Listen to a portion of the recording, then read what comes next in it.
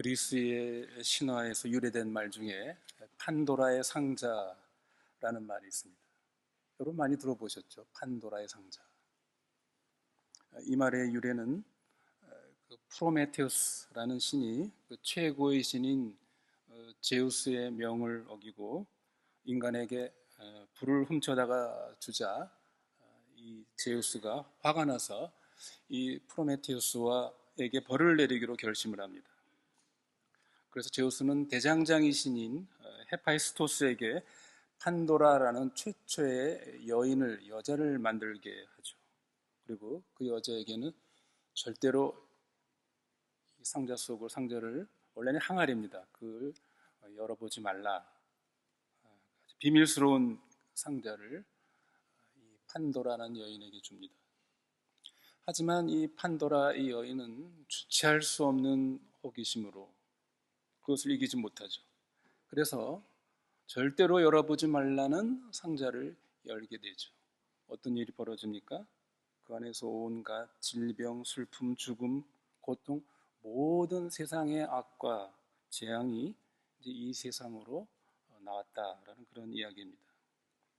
그래서 오늘날도 우리가 이 판도라의 상자가 열렸다라는 말은 열어서는 안 될 문제를 건드려서 걷잡을 수 없는 결과를 초래하는 상황을 의미하는 비유로 판도라의 상자가 열렸다 이렇게 얘기를 쓰곤 합니다. 성도 여러분, 저와 여러분의 운명을 포함해서 모든 인간의 영원한 운명이 기록된 고대의 성스러운 책 판도라의 상자와 같은 기록부가 있다고 상상해 보십시오. 만약 여러분에게 그 책, 그 기록부를 열어 자신의 이름을 찾아볼 기회가 주어진다면 여러분은 판도라처럼 들여다볼 호기심과 용기가 있겠습니까? 아마 많은 사람들은 호기심 부족 때문이 아니라 과연 그 안에 내 운명을 결정하는 그 이름, 내 이름이 그 안에 있을까? 발견할 수 있을까? 혹은 발견하지 못할까에 대한 두려움 때문에 망설일지 모릅니다. 성경에 나오는 이 생명책이라는 이 개념은 판도라의 상자처럼 신화 속의 허구가 아닙니다. 그것은 성경의 모든 이야기에 스며 있는 피할 수 없는 영적 현실입니다.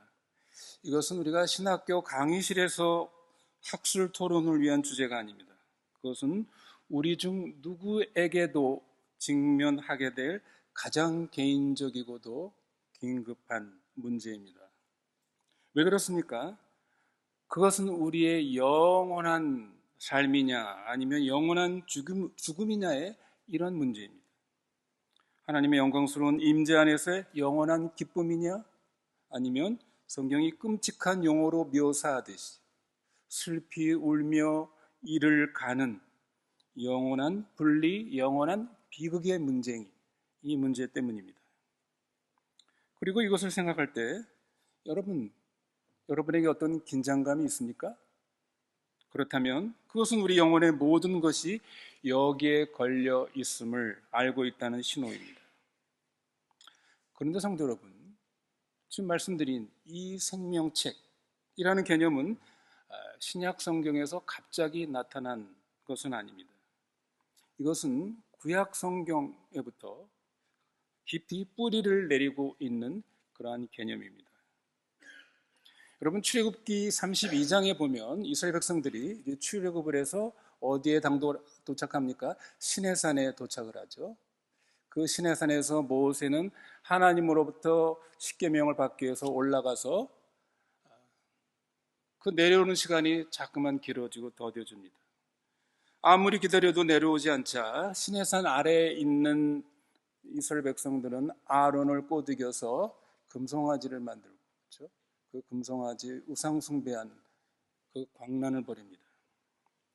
이 사건 직후에 우리는 위대한 중보자 모세가 이스라엘 백성을 위해 하나님께 간청하는 내용을 보게 됩니다. 거의 믿을 수 없는 희생적인 사랑의 행위로 모세는 하나님께 이렇게 간청합니다. 출애굽기 32장 32절에 이제 그들의 죄를 사하시옵소서. 그렇지 아니하시오면 원컨대 주께서 기록하신 책에서 내 이름을 지워버려 주소서. 모세는 그 책에서 자기의 이름이 지워지는 것, 이것이 육체의 죽음보다도 훨씬 더 나쁜 운명임을 이해했습니다. 수세기가 지난 후 다니엘 선지자는 미래의 일을 하나님으로부터 봤죠. 즉 말세의 환란 때를 바라보며 하나님으로부터 이런 약속을 받습니다. 다니엘서 12장 1절에 그때 내 백성 중 책에 기록된 모든 자가 구원을 받을 것이라. 그러니까 구원은 이 하늘에 기록된, 이 기록부에 기록된 이름, 이것과 직접적으로 관련이 되어 있다는 걸 알 수가 있죠. 누가 구원을 받는가? 그 하늘에 기록된 그 이름, 그 사람들이 구원을 받는다는 것입니다. 그리고 시편 기자는 그의 고뇌 속에서 그의 원수들을 대항하여 하나님께 이렇게 부르짖습니다. 시편 69편 28절에 이렇게 부르짖죠. 그들을 생명책에서 지우사 의인들과 함께 기록되지 말게 하소서. 의인과 악인을 구별하고 구원과 멸망을 구분하는 이 신성한 기록부, 즉 이 생명의 책이라는 개념은 성경 계시 전체에 황금실과 경고의 실처럼 꿰뚫고 있다는 것을 우리가 보게 됩니다.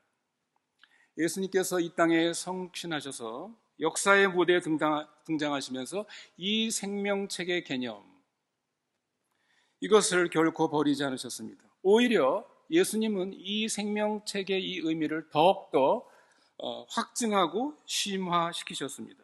오늘 본문 누가복음 10장 말씀을 보십시오.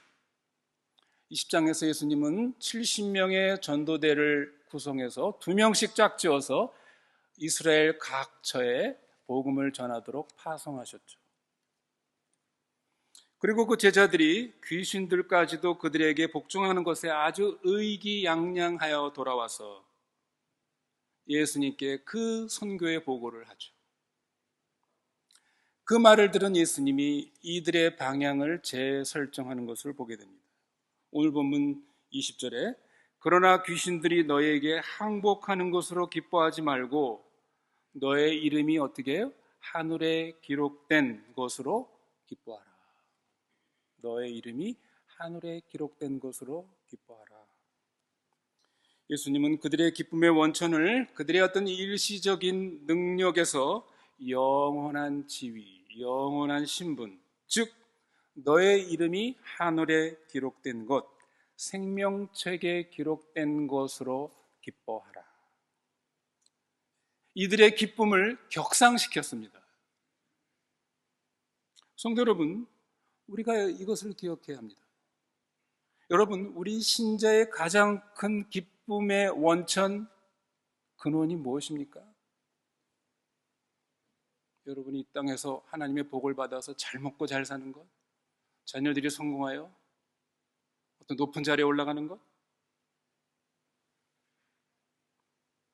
우리 신자의 가장 큰 기쁨의 이유는 우리가 하나님을 위해서 무엇을 했는가, 그것이 아니라 하나님께서 우리를 위해서, 저와 여러분을 위해서 무엇을 하셨는가.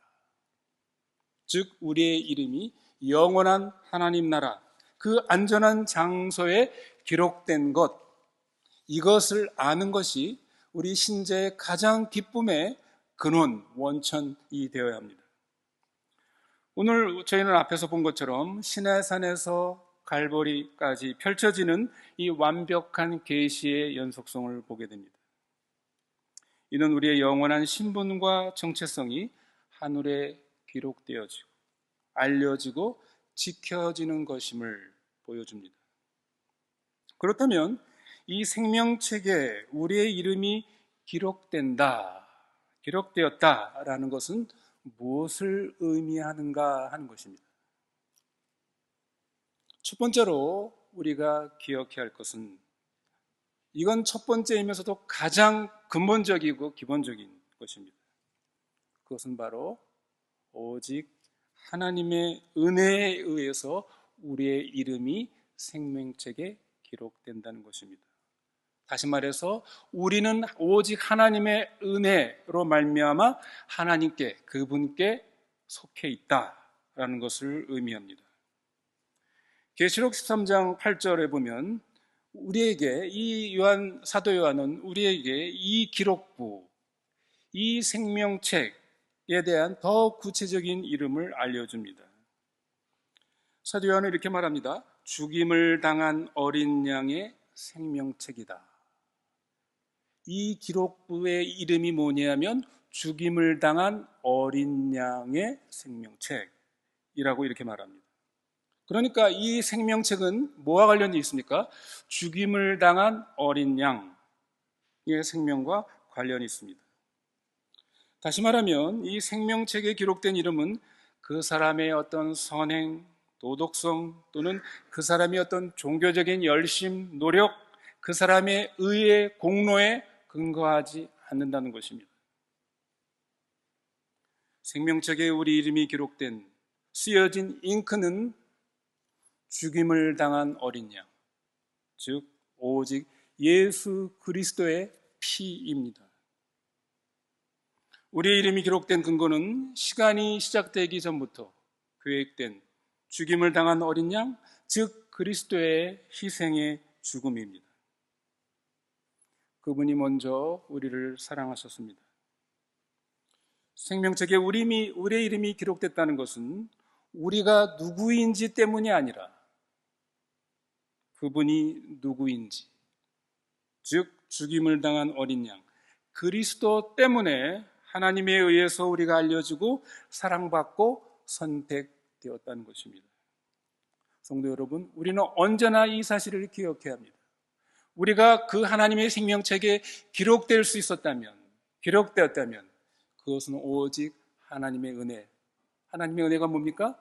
죽임을 당한 어린 양의 피로 말미암아 우리의 이름이 생명책에 기록될 수 있었습니다. 둘째로 그 책에 이름이 있다는 것은 하늘의 시민권을 소유한다는 그런 의미를 가지고 있습니다. 바울은 빌립보서 3장 20절에서 이렇게 선언합니다. 오직 우리의 시민권은 하늘에 있는지라 거기로부터 구원하는 자 곧 주 예수 그리스도를 기다리노니. 성도 여러분, 생명책은 하나님 나라의 공식적인 시민권 등록부입니다. 그것은 우리에게 하나님 나라의 입국을 보장하는 여건입니다. 그 책의 이름이 있는 우리가 이 땅에서 순례자로, 나그네로, 이방인으로 살지만 우리의 진정한 조국, 우리의 진정한 집은 하나님과 함께 있다는 것을 의미합니다. 그리고 여러분, 우리에게 이런 하늘의 시민권이 있다는 것은 이건 굉장한 특권과 권리를 가지고 있습니다. 어떤 특권입니까? 그 천지 만물을 지으신 창조주 하나님, 그 권능의 하나님을 우리가 아바, 아버지라 부를 수 있는 특권이죠. 감히 그분을 나의 아빠라고 부를 수 있는 이 특권. 그래서 언제 어디서나 그 아빠에게 가서 우리의 모든 필요들을, 우리의 모든 문제들을 그분께 아뢰며 그분께 도움을 구할 수 있는 이 권리가 이 시민권자에게 있습니다. 또한 그것은 우리에게 영원한 유업의 약속이요 또한 그 왕의 보호를 받는 자들입니다. 여러분, 우리의 신분은 안전합니다. 그 뜻대로 부르심을 입은 자들에게, 그에게 일어나는 모든 일들 가운데에서도 하나님께서 합력하여 그 자녀들에게 유익을, 선을 가져다 주시는, 그 길을 인도해 주시는 이 특권, 이것이 바로 그 생명책에 그 이름이 기록된 자들의 권리입니다. 셋째로 그 생명책에 기록된 이름은 변화된 신분과 정체성, 그리고 하나님과의 배타적인 친밀성을 나타냅니다. 계시록 2장 17절에서 예수님은 이런 말씀을 하십니다. 이기는 자에게 흰 돌을 줄 터인데 그 돌 위에 새 이름을 기록한 것이 있나니 받는 자 밖에는 그 이름을 알 사람이 없다라고 약속하십니다. 여러분, 새 이름이 뭡니까? 그리스도를 믿는 자, 죽임을 당한 어린 양의 피로 그 새김을 받은 이름이 기록된 그 사람들은 새로운 신분, 새로운 정체성을 갖게 됩니다. 이 말은 그의 삶과 그의 삶의 목적이 변화된, 뒤바뀐 것을 의미합니다. 또한 받는 자밖에는 그 이름을 알 수 없다라는 말은 하나님과 우리와의 매우 개인적이고 친밀한 관계, 배타적인 관계를 의미합니다. 그러므로 그 책에 우리 이름이 있다는 것은 단지 우리가 우리의 죄로부터 정죄와 심판을 받지 않는다라는 그 의미만이 아닙니다. 뭐가 있다고요? 우리는 이제 새로운 존재로, 새로운 삶으로 하나님께서 우리를 하나님의 백성으로 만들어 가시는 그러한 변화의 과정이 우리에게서 시작됐다는 것을 의미합니다. 그 책에 포함되는 것은 그 여정의 끝이 아니라 지금 시작되는 그 영원한 삶을 위한 여정이 우리에게서 시작되었다는 그러한 출생 증명서입니다. 그런데 성도 여러분, 이것은 우리로 하여금 네 번째 깊은 의미로 이어집니다. 여기에는 중요한 긴장이 발생합니다. 우리가 하나님 안에서 영원한 안전, 보장과 더불어서 지속적인 이 땅에서의 순종 사이의 긴장입니다. 요한계시록 3장에서 예수님은 4대 교회의 경고와 약속을 하십니다. 내가 내 행위를 아노니 내가 살았다 하는 이름은 가졌으나 죽은 자로다. 그러므로 네가 어떻게 받았으며 어떻게 들었는지 생각하고 지키어 회개하라. 이기는 자는 그 이름을 생명책에서 반드시 흐리지 아니하고 그 이름을 내 아버지 앞과 그 천사들 앞에서 시인하리라. 여러분, 이것은 주님의 약속과 경고가 함께 동반된 것입니다. 사대 교회 안에 어떤 사람들이 있었던 것입니까? 살았다 하는 이름은 가졌으나 실상은 죽은 자로 사는 사람들. 내 이름은 생명책에 분명히 있어 라고 하지만 실제 그의 삶은 어떻다는 것입니까?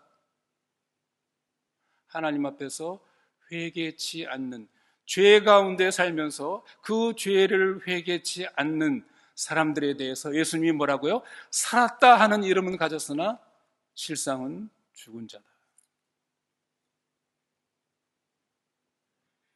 이 말씀의 핵심은 뭡니까? 그러니까 너는 취소? 그 말이 아니라 깨어라, 회개하라, 정신 차리라. 내 행위를 회개하라.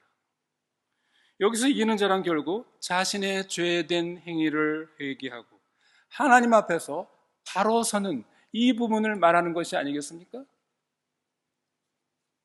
바로 그런 사람이 그의 이름이 생명책에 기록되어 있음을 증거하는 것임을 말하고 있습니다. 내 이름이 생명책에 기록되어 있다라는 이 보증과 안전은 무엇으로 여러분 그것을 증명할 수 있습니까? 적어도 계시록 3장에서는 깨어 회개하라. 내 행위를 회개하라. 회개하는 삶, 순종하는 삶으로 확인됨을 여러분 우리는 잊지 않아야 합니다. 성도 여러분, 구원은 우리에게 값없이 주시는 하나님의 은혜의 선물이지만 우리의 믿음의 여정은 어떻습니까? 순종의 삶을 요구합니다. 그것은 왕족에 입양되는 것과 같습니다. 그리스도를 믿는 우리들은 입양된 왕자여 공주들입니다. 그리스도로 말미암아 우리의 지위는 안전하고 영광스럽습니다. 그러나 동시에 어떻습니까? 우리는 우리의 그 왕족의 그 신분에 걸맞는 삶을, 그 수준을 갖도록 하나님은 우리에게 요구하시는 것입니다. 다시 말하면 그리스도께서 이루신 이 구속사역을 믿는 자에게 베푸시는 하나님의 자녀, 하나님의 이 백성의 신분적 안전은 기본이고 확실하지만 우리의 실제적인 책임은 하늘의 시민답게 살면서 죄와 세상과 싸우며 믿음의 승리를 해 나가야 하는 이 책임이 우리들에게 주어졌다는 것입니다. 그러나 성도 여러분, 우리가 여기서 한 가지 깊이 생각할 것이 있습니다. 이 생명책의 이름이 기록된다는 것은 앞에서 살펴본 것처럼 그토록 영광스럽고 복된 일이지만, 그러나 우리는 똑같은 냉철함으로 생명책으로부터의 배제 혹은 분리의 결과를 고려해야 합니다. 왜냐하면 성경이 그 부분도 오늘 본문에서 말하고 있기 때문입니다. 여기서 하나님의 말씀의 메시지는 결코 우리의 그 긴장을 늦추지 않게 합니다. 오늘 본문 계시록 20장은 큰 흰 보호자 앞에서 하나님의 마지막 그 심판의 장면을 묘사하고 있습니다. 오늘 본문 계시록 20장 15절은 우리에게 아주 오싹한 결론을 내리고 있죠. 뭡니까? 누구든지 생명책에 기록되지 못한 자는 불못에 던지우리라. 여러분, 이 표현을 주목하십시오. 이 언어는 결정적이고 돌이킬 수 없는 그 말씀입니다. 두 번째 기회도 없고 우리가 항소할 수도 없는 그런 상황입니다. 그런데 왜 어떤 이름들은 그 이 생명책의 기록부에서, 장부에서 빠져 있는가, 배제되어 있는가 하는 것입니다. 하나님의 실수일까요? 아니면 변덕스러운 하나님 자기 마음대로의 그런 행위일까요? 결코 그렇지 않습니다. 요한복음 3장 19절은 우리에게 왜 어떤 사람은 그 생명책으로부터 배제되었는지, 왜 생명책에 그 이름이 기록되지 못한지에 대한 이유를 우리에게 알려줍니다. 요한복음 3장 19절, 그 정죄는 이것이니 곧 빛이 세상에 왔으되 사람들이 자기 행위가 악함으로 빛보다 어둠을 더 사랑한 것이니라. 성도 여러분, 여기서 사람들이 정죄를 받는 이유를 보십시오. 하나님이 선택하지 않아서입니까? 이 분리와 배제는 1차적으로 하나님의 행위가 아니라 인간의 행위임을 알 수가 있습니다. 그것은 그들이 생명의 빛, 진리의 빛 대신 예수 그리스도의 초대에 응하는 것보다 자신들의 죄악된 어둠을 사랑하고 그 어둠을 지속적으로 선택한 결과임을 요한은 분명히 우리에게 알려주고 있습니다. 제가 자주 인용하는 C.S. 루이스의 그 거대한 이혼이라는 책에서 C.S. 루이스는 이러한 그 비유로 설명을 하고 있죠. 천국을 방문한 지옥에서 온 유령들이 어떻게 합니까? 그들이 천국에 머무를 기회를, 초대를 받습니다. 그 기회를 받지만 그들은 어떻게 합니까? 그 초대를 거절합니다. 왜요? 그들이 좋아하는, 그들이 선하는 그들의 죄를 여전히 버리지 않고 오히려 지옥으로 돌아가는 그 비참한 하기를 그들은 원했기 때문입니다. 그것을 선택한 것입니다. 그러므로 생명책에서의 배제는 하나님의 자비로운 초대에 대해서 지속적으로 그 사람이 No, 나는 거절합니다 라고 말한 그 사람의 삶의 최종적인 결과임을 알 수가 있습니다. 오늘 보면 계시록 20장은 생명책 외의 다른 책들, 즉 각 사람의 행위를 기록한 책들이 펼쳐진다고 그렇게 알려줍니다. 그리고 그 사람들은 그들이 행한 대로 심판을 받을 것입니다. 여러분, 이 말은 우리가 우리의 행위로 말미암아 구원을 받는다는 뜻이 아닙니다. 그것이 아니라 우리의 행위, 그들의 행위가 그 마음의 상태에 대한 증거라는 그런 의미입니다. 생명책에서 누군가의 이름이 빠진 것은 놀라운 일이 아닐 것입니다. 그것은 하나님에 대한 반역으로 살아온 삶의 완벽한 반영이기 때문입니다. 그러므로 생명책에서의 이 배제는 신적인 하나님의 변덕이 아니라 그 사람 자신이 선택한 영적, 도덕적 선택의 최종적인 증거요, 확인입니다. 하나님을 거부하며 그가 뿌린 삶의 최종적인 수확이요, 열매입니다. 그렇다면 이 생명책에 여러분의 이름을 기록하는 길은 무엇입니까? 그 대답은 매우 영광스러우면서도 단순한, 그러나 동시에 아주 심오하고도 배타적인 답변입니다. 예수님은 요한복음 14장 6절에서 선언하셨습니다. 내가 곧 길이요 진리요 생명이니 나로 말미암지 않고는 아버지께로 올 자가 없느니라. 생명으로 가는 길, 여러 길 중에 하나가 아니라는 것입니다. 오직 유일한 한 길, 누구요? 나로 말미암지 않고는, 예수 그리스도를 통하지 않고는, 예수 그리스도를 받아들이지 않고는 생명책에 기록될 방법이 없습니다. 생명책에 포함되는 것은 우리의 선행, 종교적인 열심 또는 자선 활동으로 얻어지는 것이 아닙니다. 오직 예수 그리스도의 인격과 사역에 대한 믿음을 통해서만이 받을 수 있다는 것이 우리 기독교의 복음이요 구원입니다. 그러면 여러분, 우리가 예수 그리스도를 믿는다, 예수 그리스도의 사역을 믿는다라는 의미가 무엇입니까? 바울은 고린도후서 5장 21절에서 그것을 요약합니다. 하나님이 죄를 알지도 못하신 이를 우리를 대신하여 죄를 삼으신 것은 우리로 하여금 그 안에서 하나님의 의가 되게 하려 하심이라. 십자가에서 위대한 우주적인 교환이 일어났습니다. 우리가 다음 주 고난주간을 맞이합니다. 여러분, 우리가 이 의미를 깊이 생각해야 되겠습니다. 십자가 위에서 위대한 뭐가요? 우주적인 교환, 익스체인지가 일어났다는 것입니다. 어떤 교환입니까? 예수님이 우리의 죄를, 우리의 죄책감을, 우리의 수치를, 우리의 정죄를 대신 짊어지셨습니다. 그분은 피고석에서 우리의 자리를 대신하여 그 자리에 앉으셨습니다.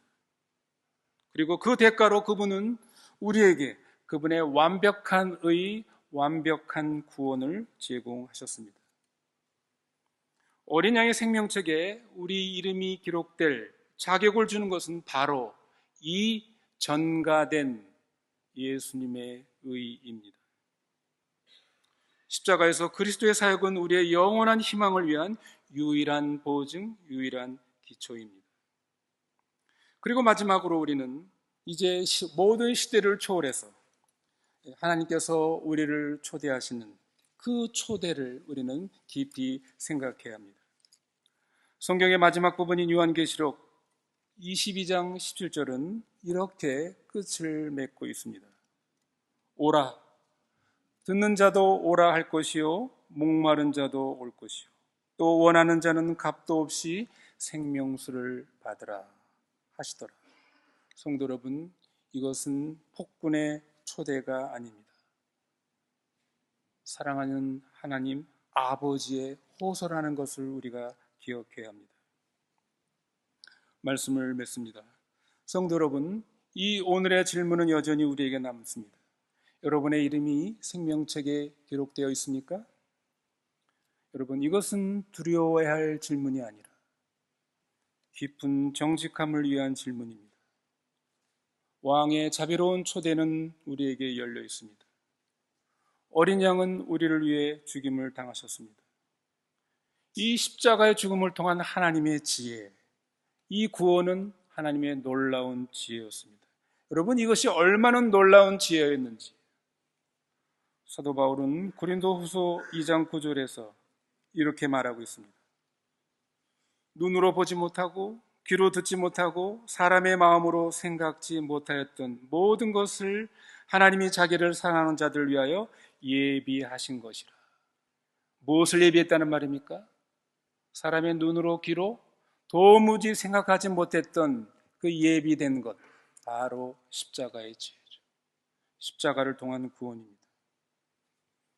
그분의 피의 잉크는 영원토록 중요한 유일한 기록부인 생명책에 우리의 이름을 쓰기 위해 준비되어 있습니다. 그리고 이 초대를 받아들이는 사람들에게 희망은 말로 다 할 수가 없는 것입니다. 계시록 21장 4절은 우리에게 놀라운 소망을 알려다 줍니다. 모든 눈물을 그 눈에서 씻기심에 다시는 사망이 없고 애통하는 것이나 곡하는 것이나 아픈 것이 다시 있지 아니하리니. 처음 것들이 다 지나갔습니다. 우리에게 영광스러운 미래를 약속합니다. 성도 여러분, 여러분의 이름이 생명책에 기록되어 있습니까? 다시 질문합니다. 여러분의 죄를 위해서 죽임당하신 어린 양의 피를 여러분은 개인적으로 믿습니까? 여러분의 이름이 그리스도의 피로 하늘에 기록된 것으로 감사하고 기뻐하십시오. 그것이 여러분의 모든 기쁨의 감사의 원천임을 잊지 마십시오. 그러나 동시에 사도 베드로의 권면에 우리는 주의를 기울여야 합니다. 베드로전서 1장 17절에 베드로는 이렇게 우리에게 권면합니다. 외모로 보지 않고 각 사람의 행위대로 판단하신 자를 너희가 아버지로 부른즉 너희의 나그네로 있을 때를 두려움으로 지내라. 우리가 이 땅의 나그네로 사는 동안 우리는 두려움으로 지내, 두려움으로 살아라 라고 그렇게 말합니다. 여러분, 이 두려움이라는 것은 우리 죄에 대한 정죄에 대한 심판에 대한 두려움이 아닙니다. 이미 우리는 그리스도 안에서 우리는 그런 두려움이 해결된 사람들입니다. 이 두려움은 그러면 뭡니까? 우리를 그렇게 죽임당하신 그 그리스도의 그 값비싼 피로 값주고 사신 우리를 구속하신 그 아버지의 사랑하는 아버지의 마음을 아프시게 하고 슬프시게 할까봐 하는 그러한 두려움입니다.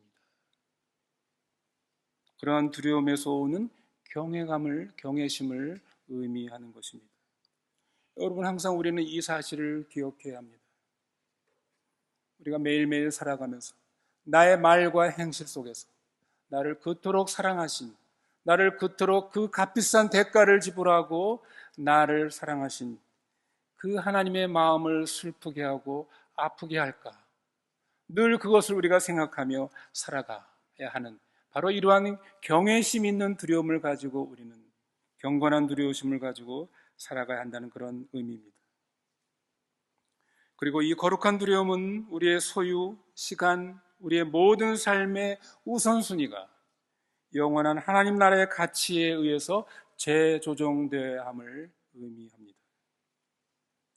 그래서 우리가 하는 모든 말과 행위, 우리가 내리는 모든 결정이 우리의 시민권이 하나님 나라와 그 나라의 왕의 영광을 드러내는 그 왕의 아름다움을 반영하는 그런 삶을 우리가 살아가야 할 것을, 그것을 요구하는 삶임을 우리가 깊이 명심하면서 그런 삶을 살아가시는 저와 여러분이 되시기를 바랍니다.